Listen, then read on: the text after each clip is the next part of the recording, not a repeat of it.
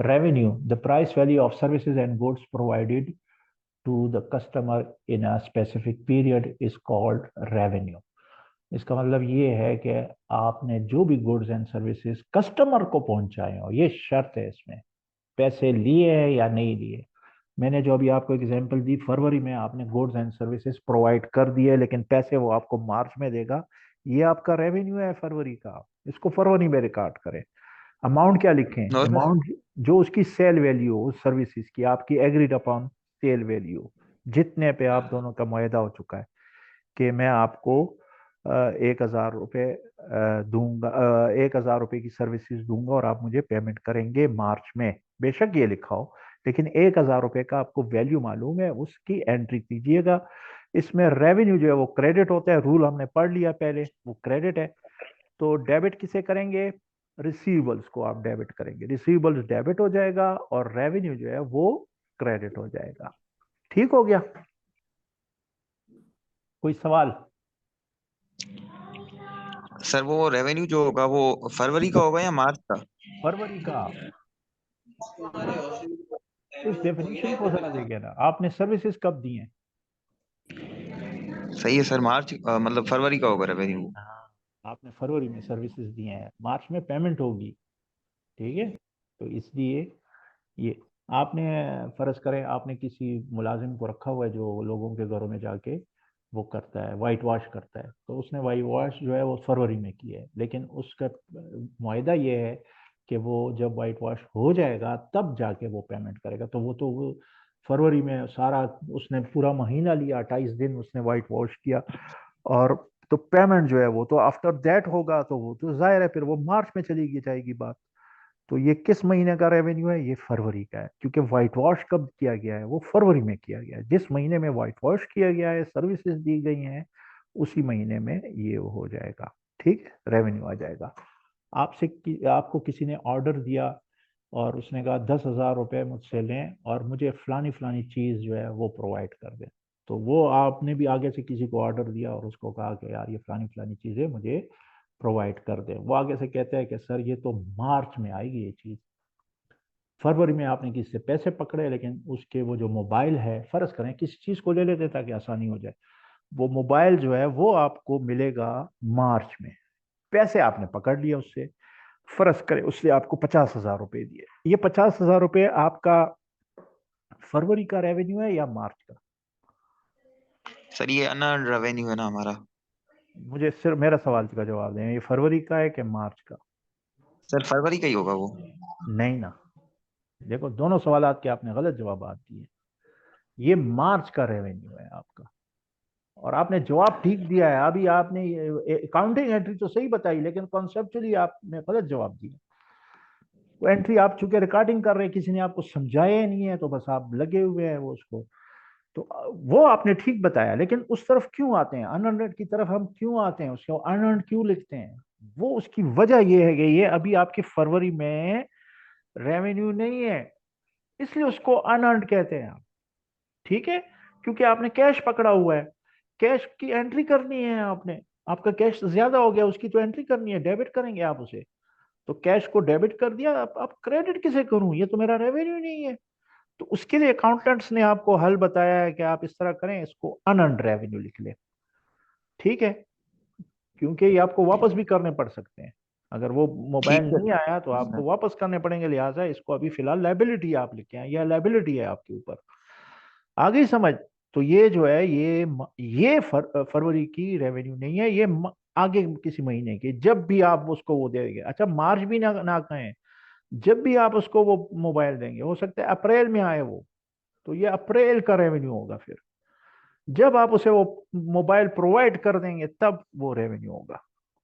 ठीक है, हम चलते हैं एक्सपेंसेस की तरफ। मैंने अभी आपको रेवेन्यू का कॉन्सेप्ट समझाया, मुझे मालूम था कि इसमें आप लोगों को इश्यूज हैं, तो और आपको भी आज पता चला कि इतना आसान नहीं है, हम जो है ऐसे टका के रख देते हैं और एंट्रीज कर लेते हैं। आपको कभी भी एडजस्टिंग एंट्री समझ में नहीं आएगी अगर आपको ये मेरी आज का लेक्चर समझ में नहीं आया।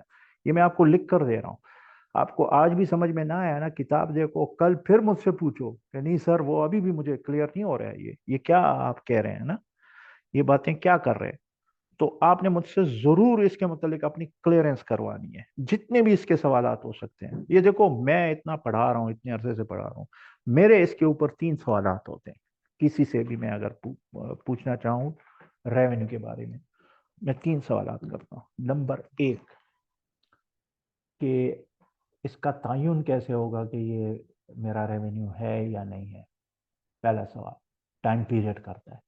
ये टाइम पीरियड कहाँ से गंद बला आ गई है। ये मुझे पैसे कहीं ना कभी तो मिल जाएंगे, और मैंने भी उसको वो सर्विसेज कभी ना कभी दे देने हैं। ये आप लोगों ने टाइम पीरियड का पंगा क्यों डाल दिया है। ये मेरा दूसरा सवाल है। अकाउंटेंट्स हैं जो बड़े बड़े अकाउंटेंट्स होते हैं, उसका वो जवाब देंगे कि जनाब टाइम पीरियड जो है वो तो एक प्रिंसिपल है, टाइम पीरियड कॉन्सेप्ट। तो यार उसको क्यों फॉलो कर रहे हो, कौन सा इतनी बड़ी चीज है वो बड़ी चीज भाईजान। आप नॉर्मल लाइफ में, मैंने अभी आपको क्रिकेट की मिसाल दी, उसमें तो आप एक पीरियड का स्कोर जो है, एक मैच का स्कोर दूसरे मैच में नहीं घुसेड़ सकते। उसमें आपकी वो परफॉर्मेंस ठीक हो गई जनाब, उसे हम मानते हैं।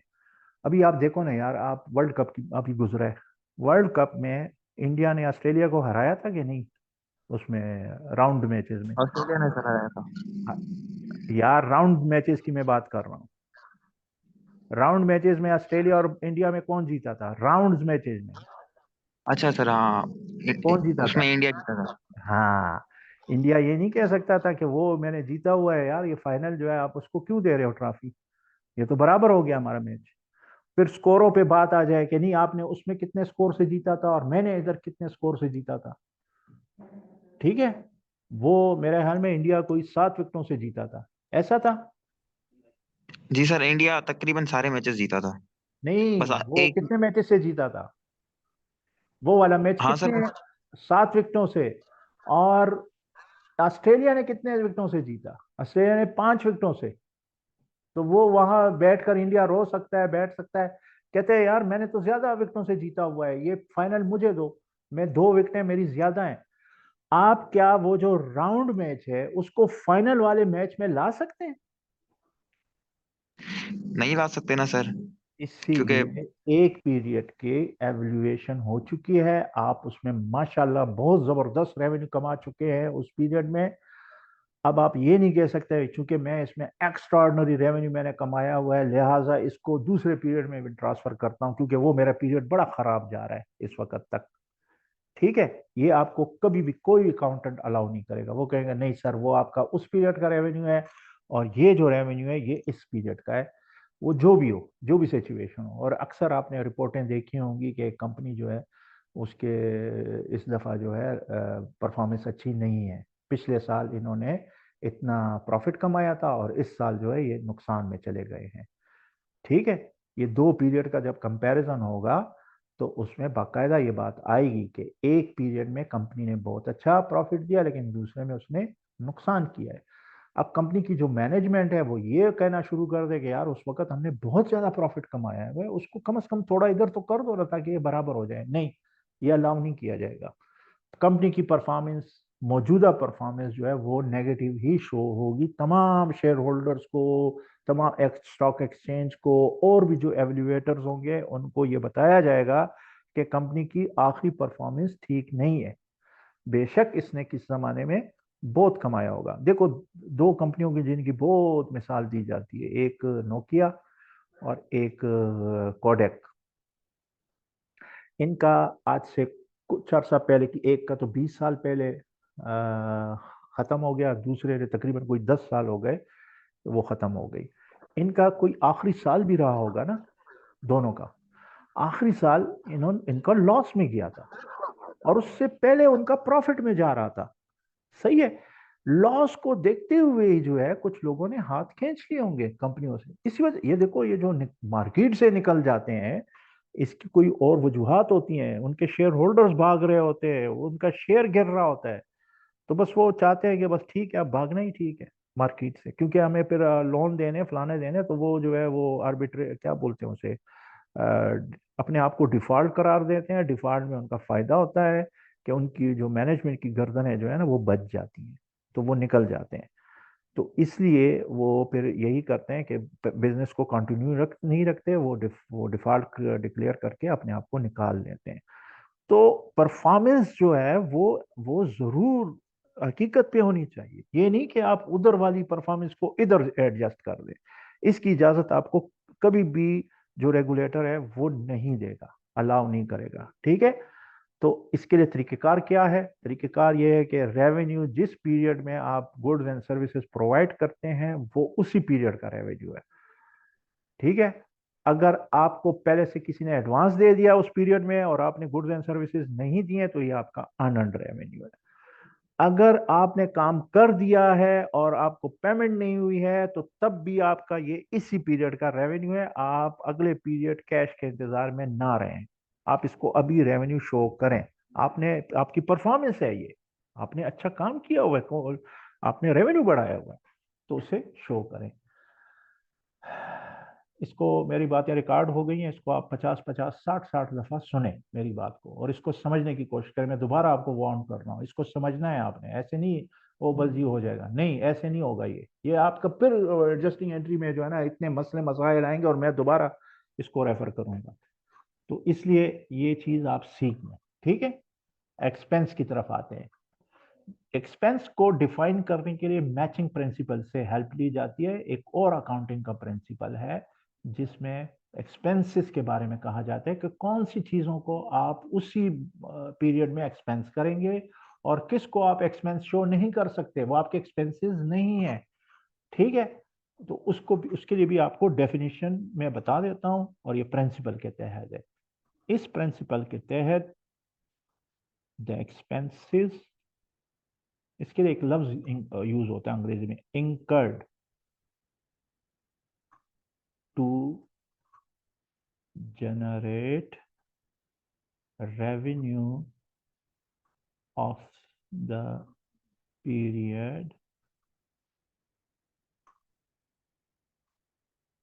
are the expenses of the period। ये इस तरह के कुछ अंग्रेजी के अल्फाज होते हैं, इनको जरा गौर से समझा करें। जैसे डेमोक्रेसी की एक डेफिनेशन इसने बताई है लिंकन ने, इब्राहिम लिंकन ने, उसने लफ्ज यूज किया हुआ है democracy of the people, by the people, for the people. तो अब इसको समझना होता है, ये फॉर, बाय, ये चीजें इनके एक्चुअल मीनिंग्स क्या हैं, तो आपको वो बिल्कुल क्लियर हो जाएगी वो बात उसकी। वरना अगर आप इसी तरह सरसरी से पढ़ते जाएंगे तो आप कहेंगे यार कोई बस ये कहा है कि लोगों के लिए होता है। नहीं, उसने तीन चीजें बताई हैं इसमें। उसने कहा है कि लोगों की होती है, लोगों की तरह, लोग बनाते हैं इसको। इसको बनाने वाले कौन होते हैं? लोग। डेमोक्रेसी को कौन बनाते हैं? By the people. Democracy of the people, by the people, for the people, of the people. वो डेमोक्रेसी जो लोगों के लिए हो, जो लोगों के लिए जो डेमोक्रेसी हो, उसको बनाने वाले लोग ही होते हैं और वो लोगों के लिए ही होती है। मतलब है, आप एक घर में बैठ के कोई तख्ता वख्ता, कोई वुड वगैरह उठा के और उससे कोई डब्बा बनाना शुरू कर देते हैं, तो ये इसको बनाने वाला कौन है? आप हैं, बाय यू। ठीक है। अब वो डब्बा बन के आप उसको रखते हैं और उसमें आप अपने जूते रखते हैं। ठीक है। तो ये किसके लिए बनाया है आपने? आपके लिए बनाया है। ठीक है। इसी तरह से आप इस लफ्ज को जरा गौर से पढ़ें, इसी तरह से the expenses, the expenses incurred to generate the revenue of a period are the expenses of the period। जिस पीरियड में आप रेवेन्यू को जनरेट करने के लिए खर्चे करते हैं, रेवेन्यू ऐसे जनरेट नहीं होता, पहले आप खर्चे करते हैं तब कहीं जाके रेवेन्यू आपका होता है। ठीक है। पहले आप खर्चे करते हैं। आपने अगर वाइट वॉश करना है तो आपने पहले पेंट खरीदी है कहीं से, आपने ब्रश खरीदा है, ठीक है, और फिर आपने बंदा गाड़ी में बिठा के भेजा है किसी घर की तरफ, तो ये खर्चे हो रहे हैं, आपके खर्चे शुरू हो गए आपके। सही है। और फिर आपने एक दुकान खोली थी, एक रेंट दिया उसका, जिसका देख कर एक बंदा आपके पास आया, आप कहीं बैठे हुए थे, आप कहीं एग्जिस्ट कर रहे थे, तभी आपके पास एक कस्टमर आएगा ना, वैसे तो नहीं आएगा ना। तो आप एक जगह बैठे हुए थे जिसका आप किराया दे रहे थे, किराया एक्सपेंस हो गया। और जब तक आपके पास वो कस्टमर नहीं आया और उसके बाद भी आप बिजली वगैरह के खर्चे करेंगे ताकि लाइट रहे, कुछ लिखना लिखाना हो तो कम से कम कोई रोशनी तो हो, तो वो जितने भी खर्चे हैं वो एक्सपेंसेस आप कर रहे हैं, ठीक। और उसके बाद उसने आपको ऑर्डर दिया, अभी भी आपका रेवेन्यू जनरेट नहीं हुआ, अब आपने बंदा भेजा, उसने जाके वहां व्हाइट वॉश कर दिया, ये रेवेन्यू जनरेट हो गया। लेकिन इससे पहले पहले आपके खर्चे हुए, ठीक है। रेंट का खर्चा हुआ है, वाइट वॉश वो जो पेंट है उसका खर्चा है, ब्रश का खर्चा है, बंदे को आपने इस्तेमाल में ले आए हो, ठीक है। उसको सैलरी आप नहीं दे रहे हैं लेकिन आपके सैलरी एक्सपेंसेस हो रहे हैं।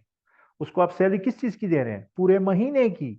तो वो तो महीना गुजारना शुरू हो रहे हैं ना, उसका शुरू हो गया, मीटर डाउन है, उसकी काउंटिंग शुरू है, ठीक है। वो खर्चा वो भी है, सैलरी एक्सपेंस भी है आपका, और उसको वहां तक पहुंचाया है आपने, ट्रांसपोर्टेशन का भी खर्चा, आपके खर्चे सारे हो गए। उसके बाद उसने पेंटिंग की है और रेवेन्यू आ गया। ये रेवेन्यू भी इसी पीरियड का है, लेकिन इस रेवेन्यू को जनरेट करने के लिए जितने भी खर्चे हुए वो भी इसी पीरियड के हैं, सही है।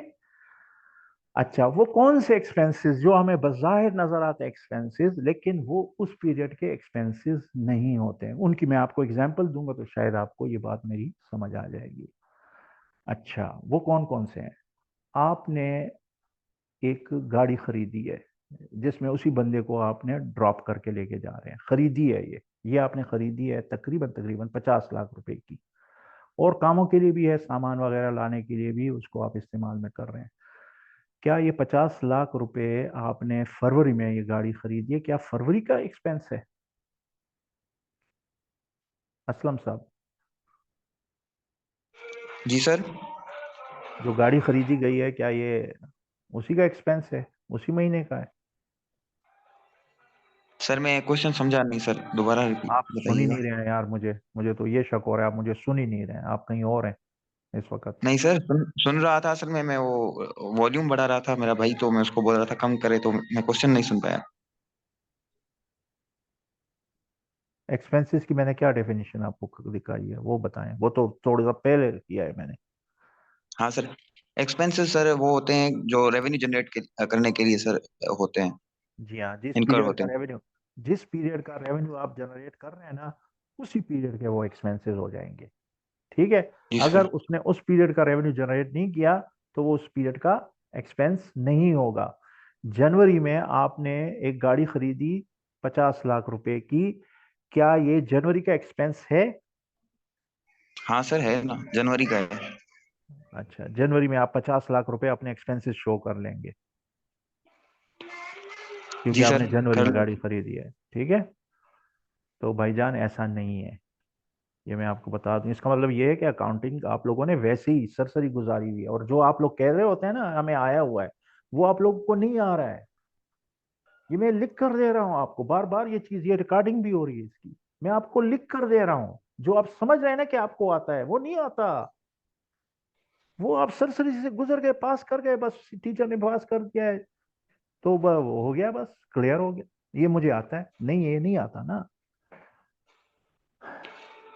मैंने क्या, आपने क्या डेफिनेशन पढ़ी अभी, जरा दोबारा पढ़े एक्सपेंस की। एक्सपेंसेस की सर। हाँ एक्सपेंसेस सर जिस पीरियड में सर इनकर होते हैं ना, रेवेन्यू जनरेट करने के लिए सर, वही हाँ, उसी पीरियड में सर रिकॉर्ड होते हैं। वो उसी पीरियड के एक्सपेंसेस होते हैं। क्या 50 लाख रुपए से जितना आप रेवेन्यू जनरेट कर सकते हो सारा का सारा आपने जनवरी में हासिल कर लिया, या फरवरी में? फरवरी को ले लेते हैं, फरवरी में आपने गाड़ी खरीदी थी 50 लाख रुपए की, क्या उस गाड़ी को आपने सारा का सारा फरवरी में यूज किया है? नहीं सर, उसकी आहिस्ता आहिस्ता होगी ना सर। वो तो आहिस्ता आहिस्ता होगी, इसलिए सारे के सारे एक्सपेंस नहीं है वो, ये इसी नहीं डेफिनेशन सर, के उसकी तहत है, हाँ, ठीक उसकी है। एक्यूमुलेटेड वो डेप्रिसिएशन होगी बाद और में, वो बाद में डेप्रिसिएशन। होगा यार, पहले आप एग्जाम्पल को समझ लो, वो बाद में है, इसका हल क्या है वो अब बाद में करेंगे, ठीक है। दो तीन चीजें इकट्ठी हो जाती हैं फिर आपको याद नहीं रहता।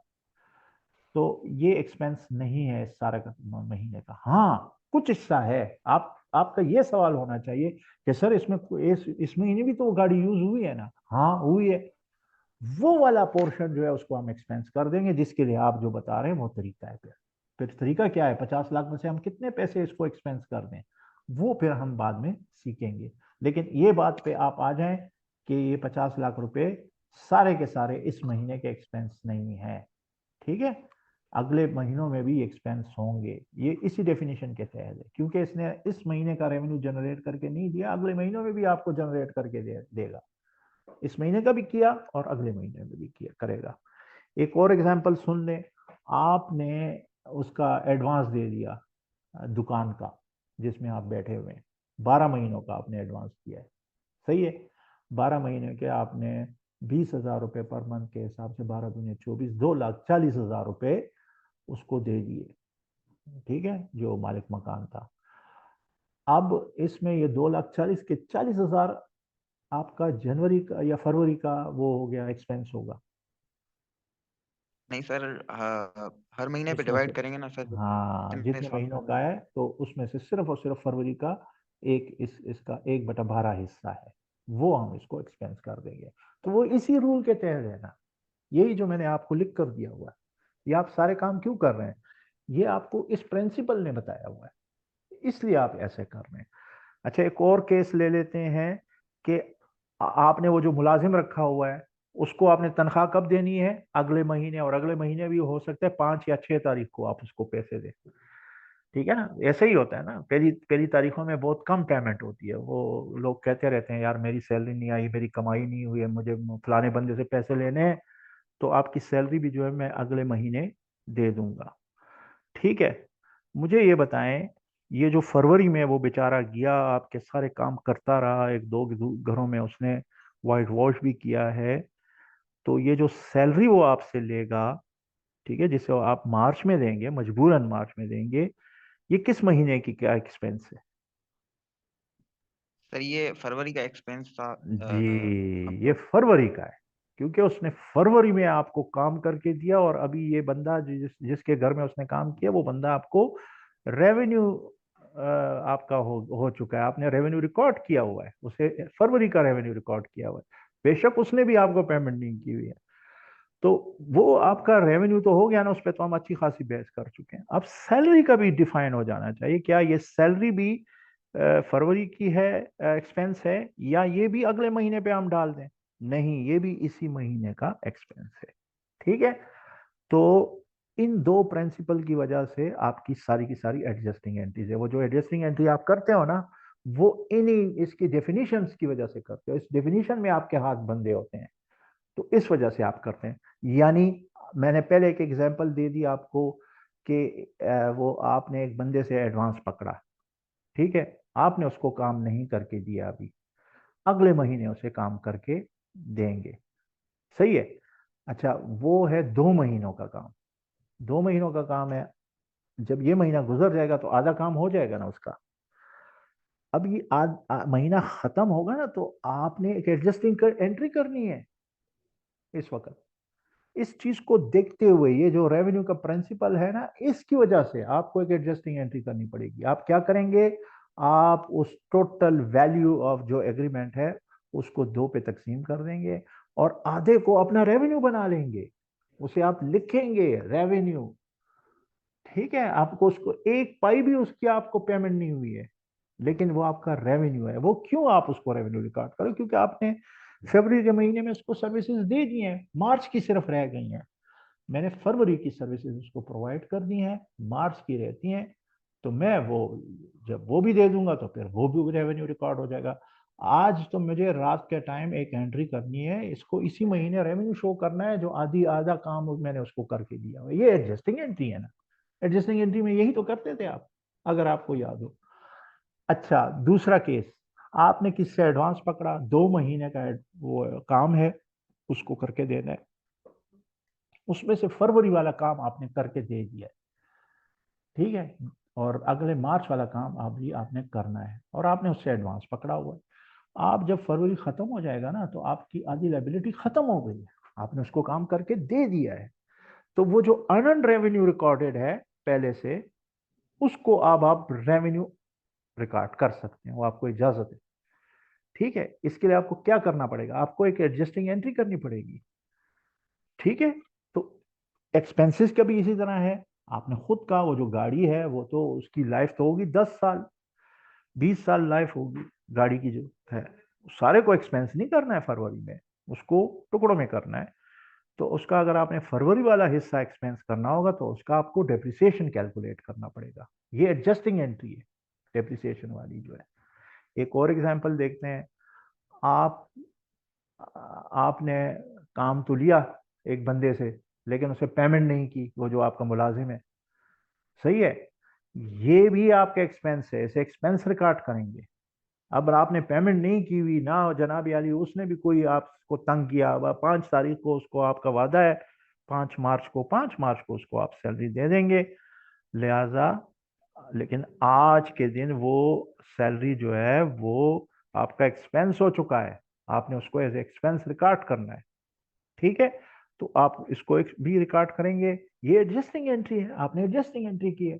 4 एग्जाम्पल मैंने आपको दिए, सारे के सारे जो है इन डेफिनेशंस की वजह से, ये डेफिनेशनों का पाबंद होते हुए हम एडजस्टिंग एंट्री करते हैं। एडजस्टिंग एंट्री हम तफसील से देखेंगे, लेकिन आज मैंने आपको रेवेन्यू को थोड़ा सा एक्सप्लेन करना था और एक्सपेंसेस को एक्सप्लेन करना था। आपको ये तसल्ली होनी चाहिए कि आपको क्या रेवेन्यू की समझ आ गई है कि नहीं।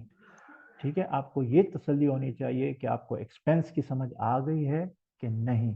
इसको दोबारा देख लीजिएगा एक नज़र, और मैं कोशिश करता हूँ कि इसके नीचे 2-3 एग्जाम्पल डाल के, ताकि जब आप वो एग्जाम्पल होंगे, हो सकता है उससे आपको कोई चीज़ समझ में आ जाए।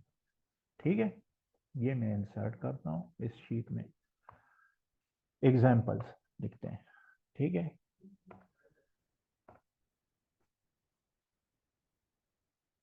एग्जाम्पल 1, पहली एग्जाम्पल ये है, फरवरी और मार्च की मैं एग्जाम्पल दूँ। फरवरी 2024,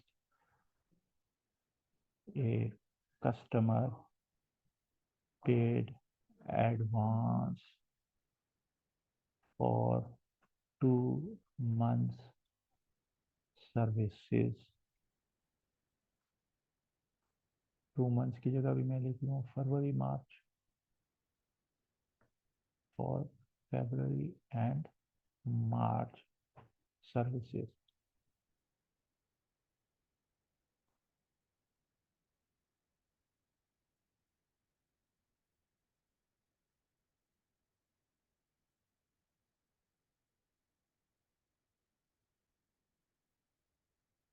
only services provided in February will be the revenue of February and March. Related amount of advance will be, जैसे आपने कहा था, अनअर्न्ड रेवेन्यू होगा। ठीक है, ये केस एक बना।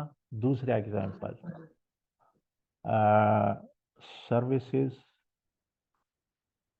For February and March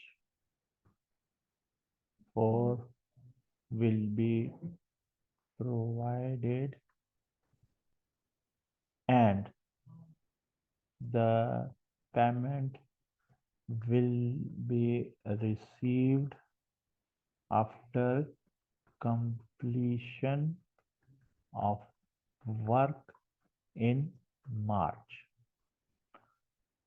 The amount related to February will be recorded as revenue. Revenue record करेंगे फरवरी से रिलेटेड। ठीक है, क्योंकि फरवरी में सर ये फरवरी वाला अमाउंट या मार्च वाला सर?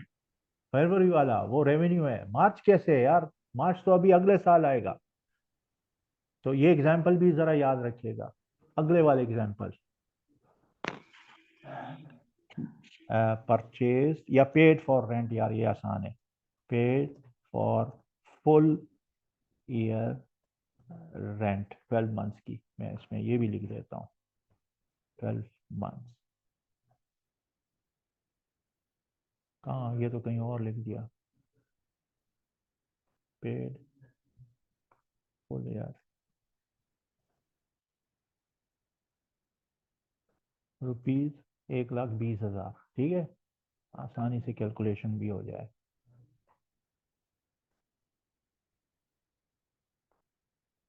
पेड इन एडवांस, ये भी लिख लेता हूँ, paid in advance for full year rent 12,000, 1,20,000 has only 10,000 at rent expense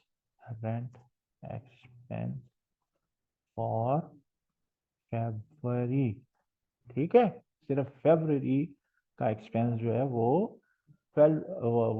10,000 होगा। अच्छा, एक और, salary in February 2024 is cannot be paid, cannot be paid to employee and will be paid in March, or the salary expense of February, ये February के expenses हैं, ठीक है, ये भी याद रखिए।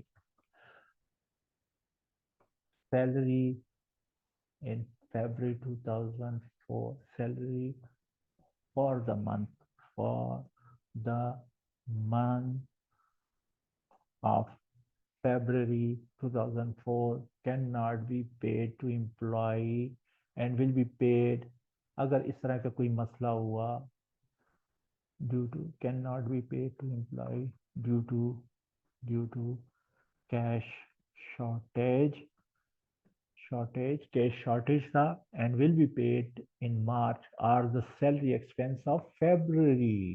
ये याद रखिएगा, 4 एग्जाम्पल है, इसको बार बार पढ़िएगा, बार बार पढ़िएगा जब तक आपको ये समझ में आ जाए, ठीक है। पहली वाली एग्जाम्पल दोबारा पढ़ रहा हूँ, टाइम थोड़ा सा रह रहा है हमारा। फरवरी 2024, एक कस्टमर पेड एडवांस, कस्टमर ने आपको एडवांस पे किया, इसको अगर आप थोड़ा सा याद रखना चाहते हैं तो ये एडवांस पेमेंट लिख दो, एडवांस रिसीव्ड, ठीक है। अच्छा, ये दूसरा वाला केस किस चीज का है?